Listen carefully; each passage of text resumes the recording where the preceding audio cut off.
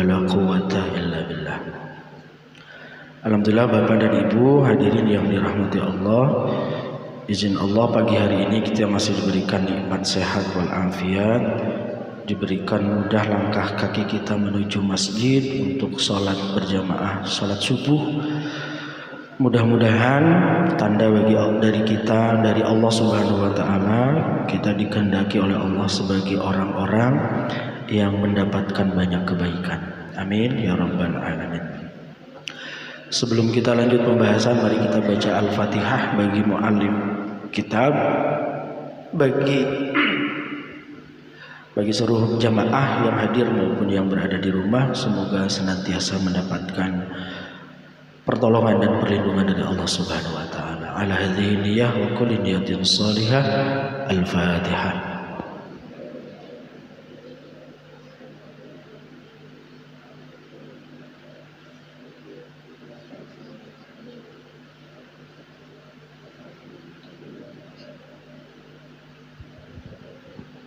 Amin. Baik, pagi hari ini kita lanjutkan pembahasan. Sebulan lalu kita sampai pada ayat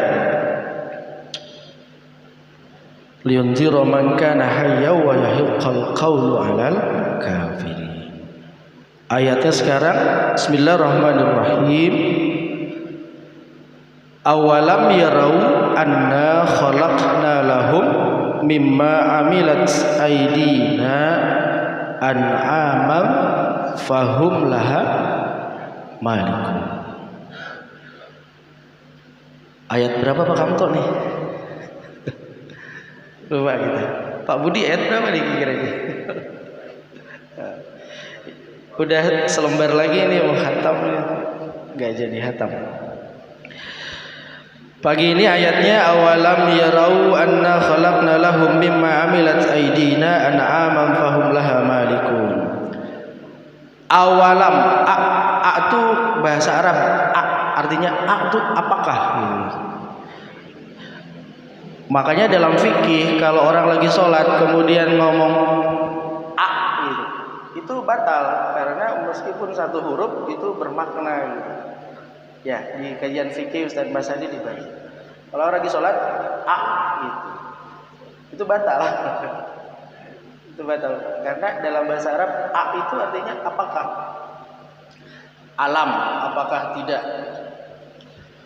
Awalam, apakah tidak? Yarau, mereka melihat. Asalnya yarauna karena ada lam, itu mabni jazm. Anna, sesungguhnya kami khalaqna, menciptakan, kami menciptakan. Jadi ini na itu artinya kami, nahnu khalaqa, khalaqu, khalaqat, khalaqata, khalaqna, khalaqta. Terus ada kata khalaqna. Jadi ujungnya kalau ujungnya na, nun, alif itu mutakallim ma'al ghair, kata ilmu tata bahasa Arab nahwu sorof. Ini menunjukkan kepada kata kami atau jamak. Jadi bapak-bapak yang suka ngimamin sholat, kalau doa itu mabninya ini pakai na. Allahumma gfir lana wali walidina. Jadi kalau sholat bukan Allahumma gfirli wali walidaya, tapi Allahumma gfir lana wali walidina. Gitu ya, Den. Ini artinya mutakallim ma'al ghair atau kata jamak. Nanti kalau Dedi berdoanya Allahumma gfirli wali walidaya itu khianat dengan jamaah. Ya kan? Mendoakan diri sendiri tapi ingin diamini orang lain gitu. Itu masuk kepada etika menjadi imam. Mimma amilat aidina, dari apa-apa yang telah kami ciptakan sendiri. Aidina itu maksudnya dengan tangan kami sendiri. Jadi Allah sudah menciptakan sendiri. An'aman. An'am itu ada surat Al-An'am, binatang ternak. An'aman binatang ternak, fahum maka mereka laha dengan binatang itu malikun memiliki atau menguasai. Jadi kalau diartikan secara bebas, apakah mereka enggak lihat kami itu sudah menciptakan dengan cara kami, tangan kami, kekuasaan kami sendiri itu binatang ternak, kemudian mereka menguasai. Tuh, bapak-bapak. Jadi kalau Pak Mukhlisin punya ayam kampung banyak, kita tunggu aja kapan datang. Bisa dibakar-bakar. Kalau Pak Mukhlis punya ayam kampung banyak, meskipun yang memeliharanya Pak Mukhlis dari satu menjadi banyak, tapi hakikatnya yang menciptakan itu Allah. Coba Pak kita tafakuri, kita punya binatang peliharaan, lele kah, ayam kah, kambing kah, sapi kah. Kita tuh cuma ngasih makan doang. Pak Kamto, cuma ngasih makan. Tapi proses pertumbuhan binatang itu dari kecil menjadi besar, siapa? Allah. Tapi kok berani gitu Dede bilang, itu ayam siapa Dede? Ayam saya. Gitu kan. Ayam saya itu. Padahal yang membuat dari kecil sampai besar dan ditumbuh itu Allah. Ini klaim ini dikatakan dalam Al-Quran, fahum laha malikun, maka mereka menguasai, keakuannya muncul. Ini ayam saya, ini sapi saya, ini kambing saya. Padahal pekerjaannya cuma ngasih makan saja. Lalu siapa yang membuat binatang-binatang itu berproses tumbuh? Allah. Nah maka Allah wajar saja kalau marah. Ada orang yang diberikan nikmat dengan binatang, ternak, hewan banyak, kemudian kufur nikmat, Allah marah pastinya. Kenapa? Lah kerjamu cuma ngasih makan doang.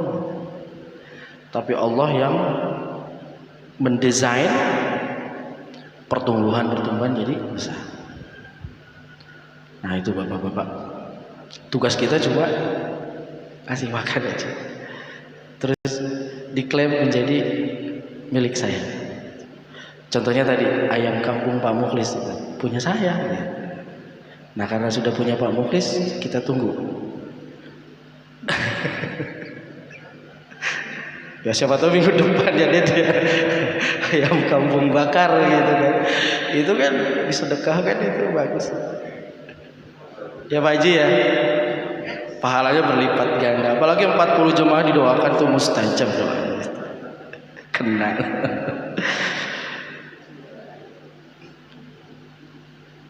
Di sini syarahnya ayat mimma tawallawna khalaqahu bi aidina bi ghairi i'anati ahdin. Allah tanpa pertolongan siapapun menciptakan binatang ternak, memprosesnya hingga besar.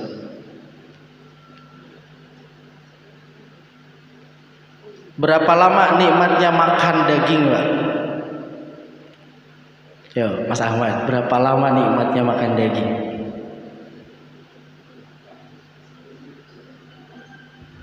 Tidak sampai 1 jam kan, Pak? Tak sampai. Menit? Hanya berapa menit? Kunyah, lewat kerongkongan hilang sudah, gak ada rasanya. Padahal memeliharanya dari kecil, ngasih makannya, capeknya, hilang dikejar-kejar, dicari-cari gitu ya. Istilahnya begitulah. Kemudian begitu tiba masanya disembelih, dimakan, nikmatnya itu binatang ternak sampai ke mulut hanya beberapa saat saja. Nah kata ulama, itulah gambaran dunia. Daging sapi, daging kurban lah gitu kan. Udah dibagiin tuh, dikasih bumbu, wah gitu. Ada yang disimpan di kulkas sampai berbulan-bulan bahkan. Ada ya berbulan-bulan.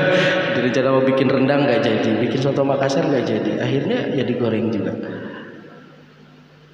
Dimakan, dikunyah dengan bantuan enzim di dalam mulut, nikmatnya sebentar saja.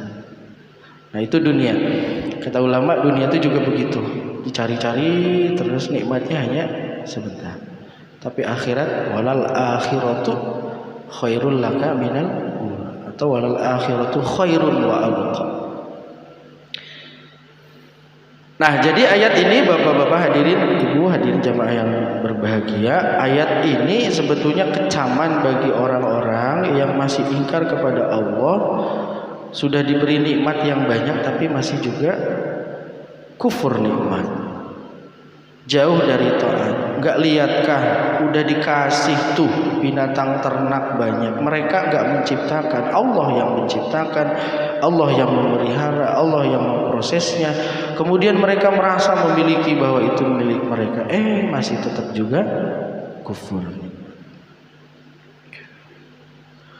Tambah lagi ayat selanjutnya, wazallalna, dan kami tundukkan, wazallalna, dan kami tundukkan ha an'am itu, binatang ternak itu, lahum, bagi mereka.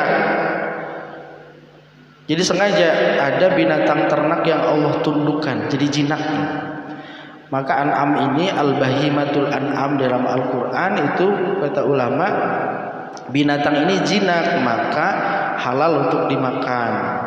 Kambing, sapi, apalagi dan domba, unta.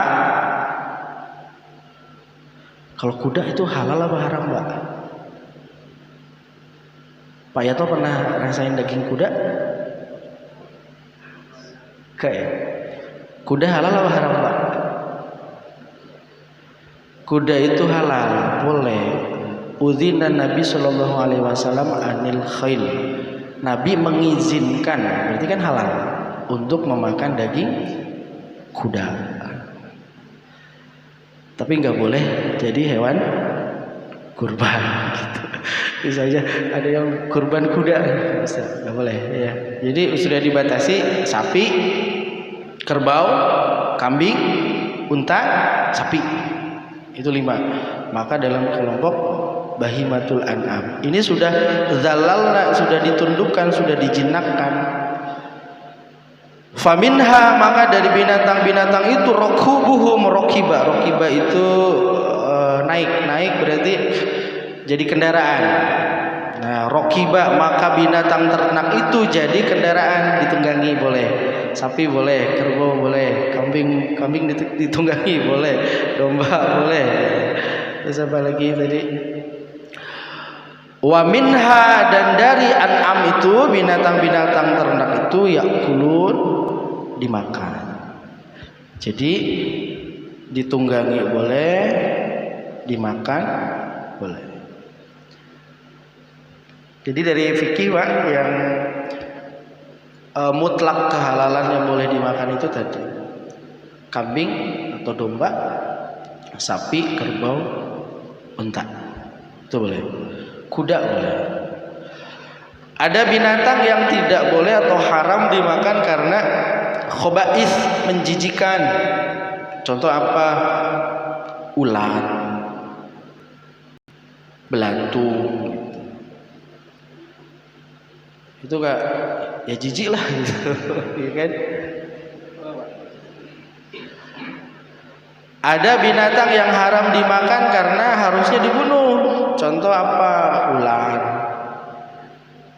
Ular, kemudian tikus. Tikus masuk yang menjijikan. Yang haram karena binatang buas ya, karena harus dibunuh itu ular. Kemudian himar. Kemudian lagi saya lupa. Jadi ada yang haram karena menjijikan, karena memang ngasnya harus dibunuh, karena juga itu termasuk buas. Kemudian binatang yang punya taring, itu nggak boleh dimakan, Pak.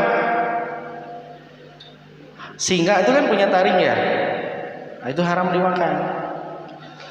Nangkepnya aja susah, gitu kan? Iya, nangkepnya susah. Yang lo bertaring itu haram, nggak boleh. Uh, Kalau burung itu burung elang, burung gagak itu nggak boleh dimakan. Kalau burung lain boleh. Nah itu yang haram untuk dimakan. Kepiting gimana kepiting? Nah, yuk kepiting gimana haram hukumnya apa halal? Yuk yang suka makan kepiting. Karena saya suka jadi saya halal gitu ya kan. Gimana Pak Bud? Halal haram? Halal gitu ya. Oh haram, nggak boleh karena nggak ada yang ngasih ya. Nah kepiting ini sampai sekarang jadi ikhtilaf. Kalau Syafi'iyah dan Malikiyah, ulama Syafi'i dan Maliki, apapun bentuknya itu kepiting haram.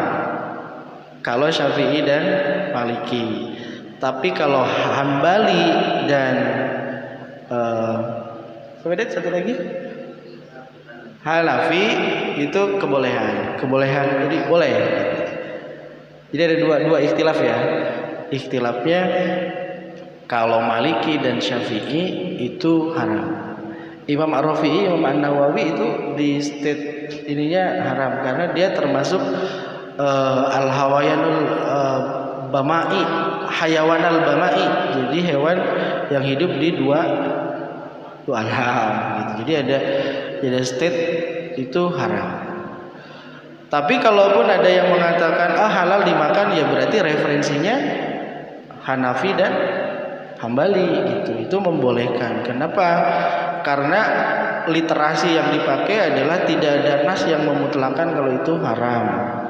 Karena yang dipakai adalah dalil secara umum bahwa apapun yang ada di laut itu termasuk bangkainya itu halal.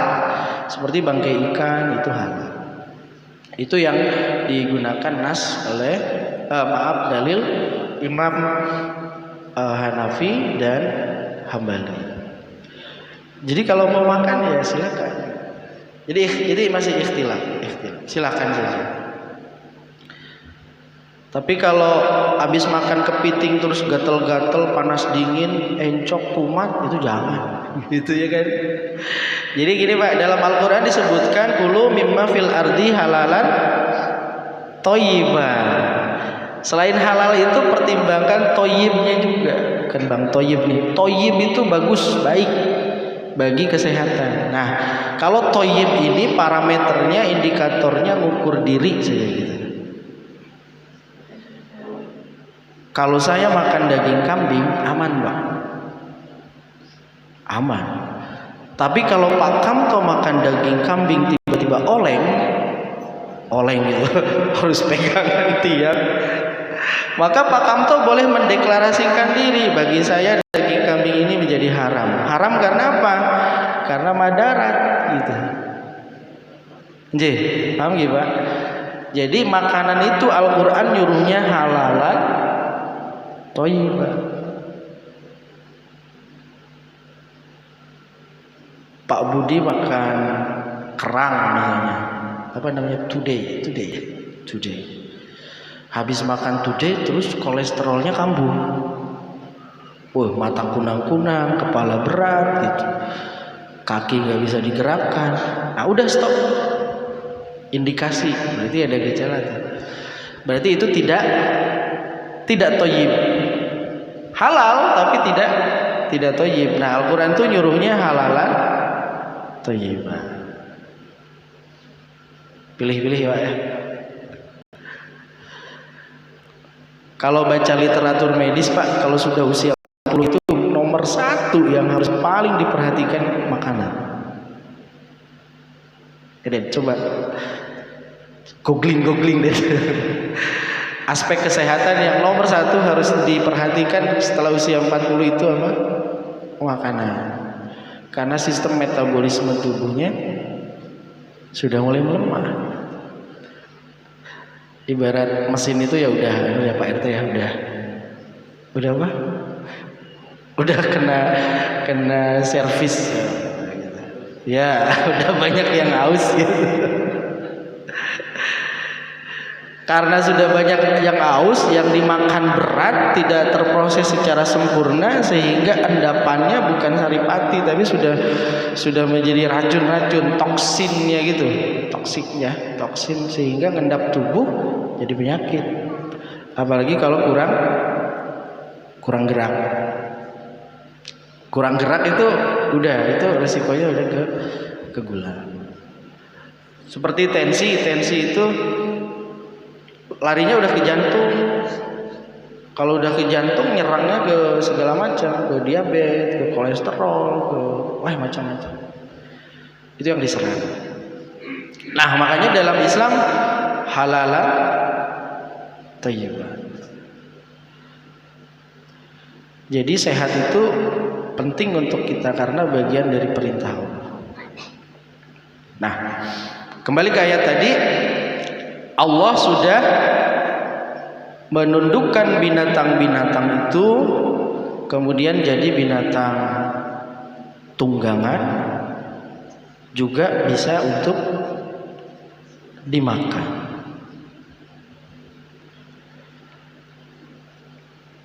Nah, an'aman ini binatang yang bisa dimakan dengan cara disembelih. Saya tanya nih, Pak Budi nih. Pak Budi kan sering rebahkan sapi. Ya kan? Wah, ini calon ketua panitia kurban ini. Nanti enggak merebahkan lagi ya. Kalau panitia gitu.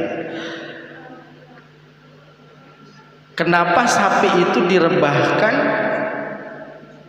di bagian kirinya? Ya kan, kalau kita rebahkan itu dia kepalanya menghadap kiblat, kemudian direbahkan di bagian kirinya. Bapak-bapak ada yang tahu nggak? Kira Pak Haji? Untuk petunjuk Nabi, betul. Nabi begitu. Nah, kenapa? Nabi ngajarkan si sapi itu kalau rebah dia bertumpuknya pada bagian kiri, bukan bagian kanan. Jadi si kepalanya di sebelah sini, kemudian badannya sebelah sana. Jadi cara yang sudah kita lakukan udah benar. Nah, kenapa bagian kiri? Ada yang pernah baca? Atau tidak tertantang membaca gitu? Kenapa sih harus begitu gitu? Nah, harusnya itu jadi ilmu. Kenapa sapi itu rebah sebelah kiri kemudian menghadap kiblat? Petunjuk nabinya begitu. Ternyata setelah diteliti, Nabi belum mengenal anatomi binatang ya, kedokteran dulu belum ada. Ternyata secara struktur anatominya tubuhnya si sapi, bagian rusuk sebelah kiri itu bagian yang kosong. Sehingga begitu dia rebahkan, itu tingkat sakitnya itu sedikit dibandingkan dengan bagian yang kanan. Bagian kanan itu bagian yang berisi, sehingga kalau direbahkan bisa ngamuk dia karena sakit. Gitu deh. Jadi dia mengapa di situ. Jadi apa yang sudah diajarkan Nabi meskipun tanpa literasi kedokteran dulu, sekarang diteliti, oh benar ternyata. Itu salah satu adab atau etika akhlak kita kepada binatang, tidak boleh menyakiti. Makanya cara menggulingkannya ke sebelah kiri. Ini bagian kosong, rusuk yang kosong, begitu pek jatuh dia tidak merasa kesakitan. Kalau pakai yang sebelah kanan dia sakit, wih ngamuk sudah. Kiri aja udah ngamuk ya Pak Budi ya. Pak Budi sampai wow gitu. Gitu deh ya. Jadi caranya kita nyembelih binatang tidak boleh tidak zalim. Nah, nanti Mang Dedi mau menciptakan alat pengguling sapi. Wah. Sudah jadi deh.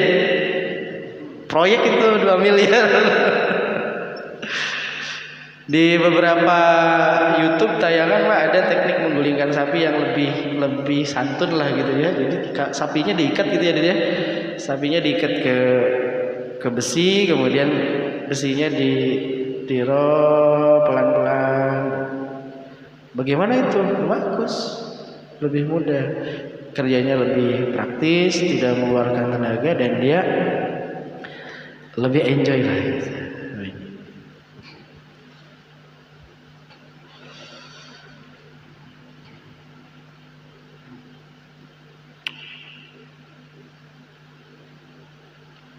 Wal muradu mimma ya'kulun ay ma ya'kulu lahmuhu ay ja'alnahu ma'kulan. Yang dimaksud dengan ya'kulun yang mereka makan adalah makan dari dagingnya. Ay ja'alnahu ma'kulan, yang kami sudah membuatkannya menjadi makanan.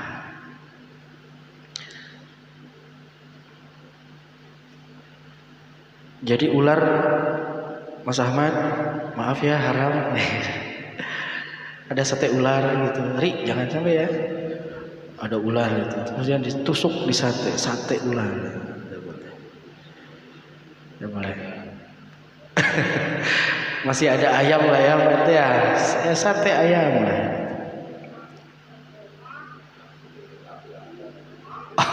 Nah kalau buaya gimana? Oh, buaya apalagi dia bertaring, dia tidak boleh dimakan. Nangkapnya aja susah ya. Nangkapnya aja susah. Buaya laut, gitu. Buaya darat lebih susah lagi itu. Itu buaya itu. Kalau payau tuh boleh. Payau boleh. Tapi sudah dilarang sekarang Pak ya, payau, karena masuk binatang yang dikonservasi nih, dilindungi. Jadi pernah makan daging payau, sate payau? Enak deh. Nanti Pak Muklis lah belikan.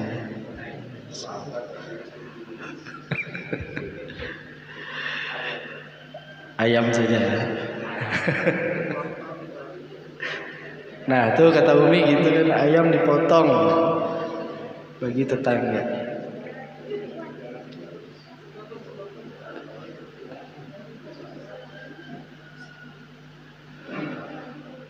Walahum, dan bagi mereka fiha dari an'am itu, dari binatang-binatang itu, manafi'un, banyak sekali manfaat, nafi'un, banyak manfaat, wa masyarib, dan menjadi minuman.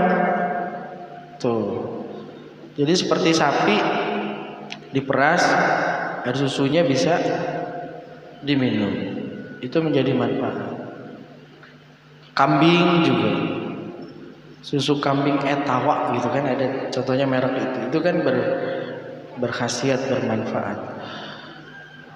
Jadi dari binatang-binatang itu manafi, banyak sekali manfaatnya. Orang kulitnya saja bermanfaat ya Pak ya, kulit. Tapi kulit ini dalam ilmu fikih disebutkan salasun, 3 hal yang asalnya najis menjadi halal. Yang pertama itu al-khamru idza takhallalat bi nafsiha, arak kalau dia fermentasi sendiri menjadi cuka itu jadi halal. Yang kedua, wal jildul maitatu idza dubigo, kulit binatang kalau disamak, artinya dibersihkan. Kulit sapi itu kalau masih ada darahnya, masih ada lemaknya, itu masih najis, maka dibersihkan. Dibakar, dikerik, kemudian dikeringkan, jadilah kulit beduk gitu ya. Jadi kulit rebana itu jadi halal, tidak najis. Tidak najis ya, bukan halal. Jadi dengan syarat dibersihkan. Nah ini dari binatang-binatang ini banyak manfaat, tapi juga bisa untuk diminum susunya. Susu sapi, susu kambing. Kalau susu unta ada kan? Ada. Oh, ada. Dan itu bermanfaat juga ya. Bermanfaat. Kerbau yang ada ya, susunya kerbau nggak ada, air susu kerbau nggak ada. Nah, baik susu kambing, sapi maupun unta itu manafi, bermanfaat untuk kesehatan.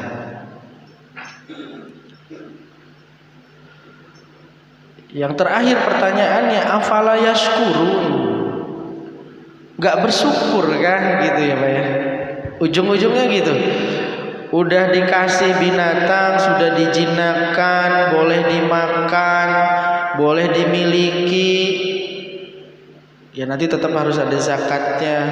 Kemudian Dari binatang itu banyak yang bisa dimanfaatkan, sak kepala-kepalanya gitu kan, dibakar, dikorek dagingnya di dalamnya gitu. Kepala orang Indonesia ini luar biasa ya, kepala-kepalanya, kepala ikan aja sampai bersih gitu. Mohon maaf ya, saya cerita sedikit. Saya makan sama temen, saya sebut salah satu sukunya ya, dari Sulawesi gitu. Kemudian kepala saya itu ikannya masih utuh, diolokin saya sama temen. Saya ini diambil, ternyata di dalamnya banyak sekali daging gitu, sampai bersih gitu. Ini luar biasa, kepala-kepalanya gitu. Itu hebatnya manusia. Jadi bermanfaat seluruhnya, bisa diminum. Terus pertanyaan Allah, afala yashkurun, masih kurang bersyukurkah? Kenapa enggak bersyukur padahal Allah sudah berikan nikmat yang banyak. Rubba hadhihi nikmah, kepada nikmat yang banyak ini.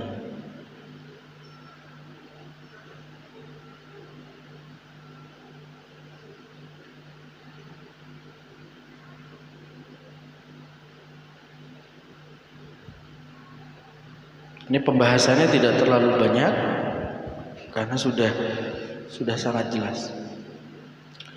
Terakhir Bapak Ibu, wattakhadhu, buatlah, jadikanlah oleh kalian, min dunillahi, selain Allah, alihatan, Tuhan, sesembahan.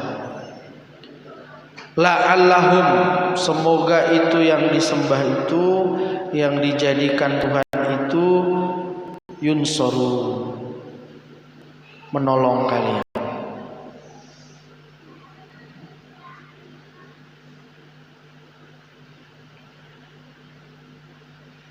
Jadi ini kayak bahasa anak sekarang, kayak apa ya? Kayak ngolok gitu. Bukan ngolok.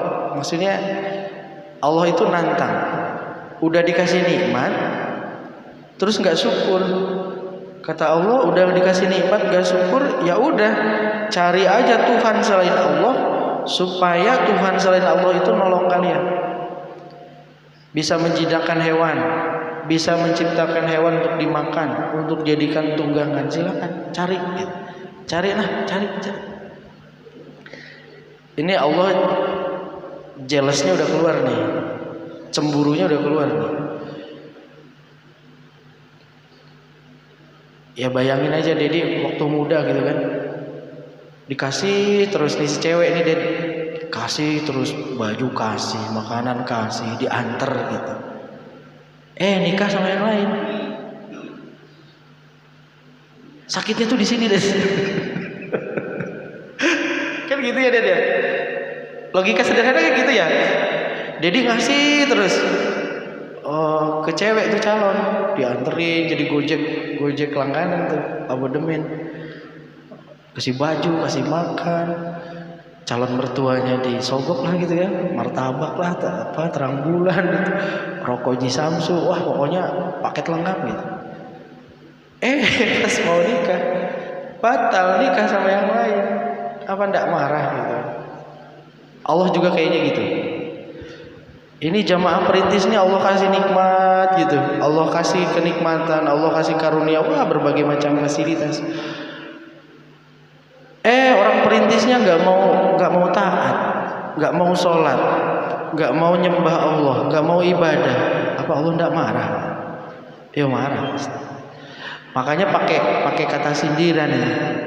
Udah dikasih nikmat kok nggak mau nyembah saya, nggak mau bersyukur. Ya udah cari Tuhan selain saya.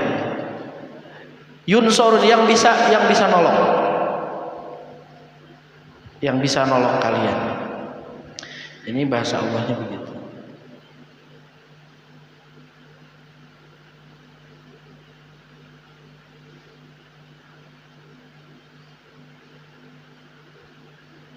Jadi orang-orang yang tidak bersyukur itu suruh cari Tuhan selain Allah. Di salah satu hadis qudsi, hadisnya sahih,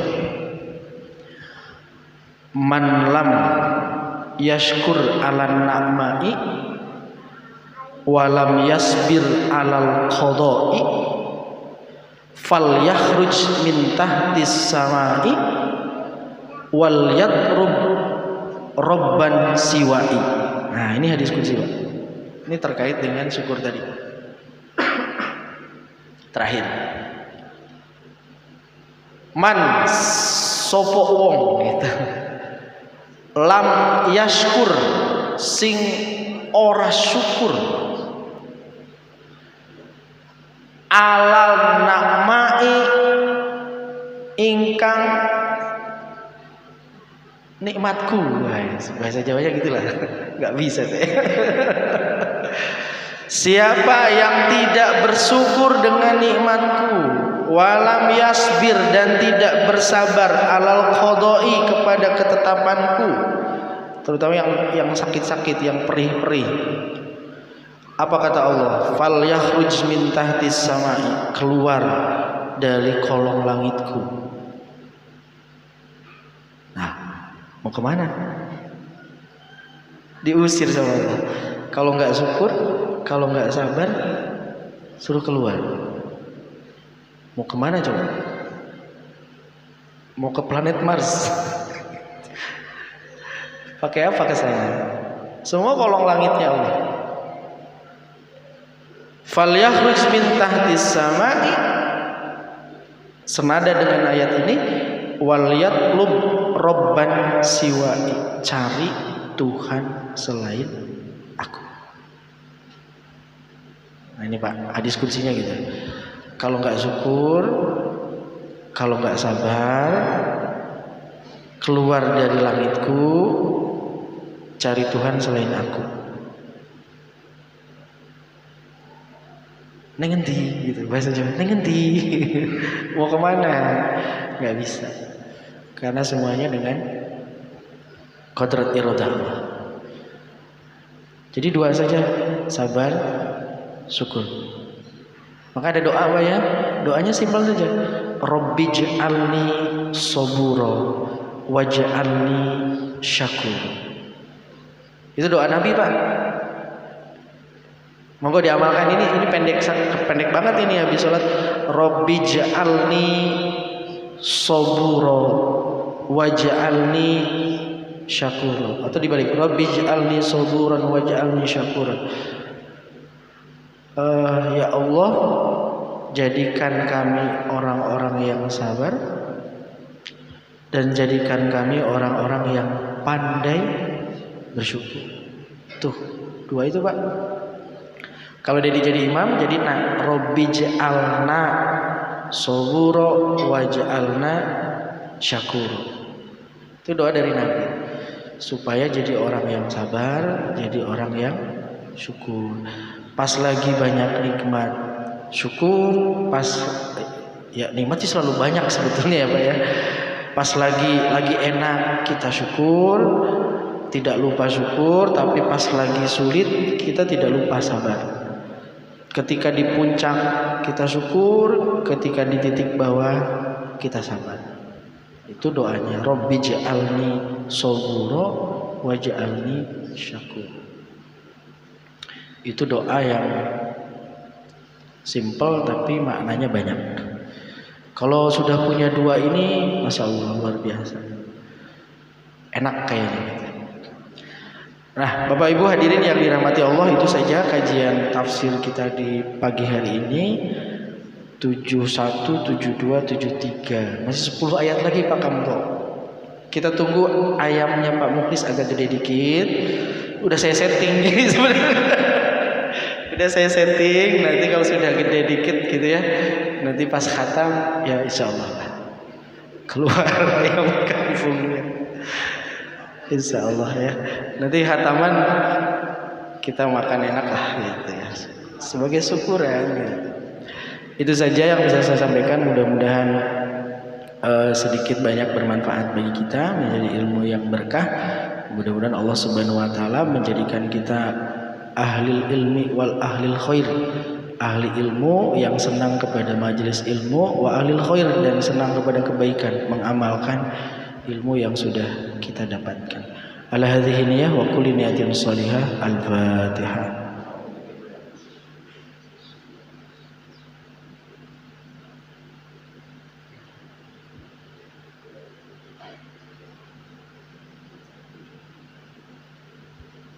Amin.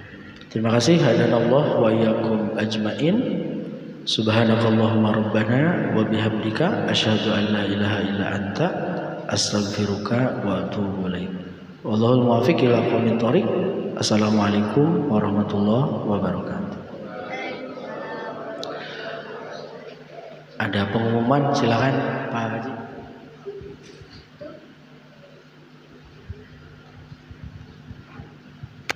Bismillahirrahmanirrahim.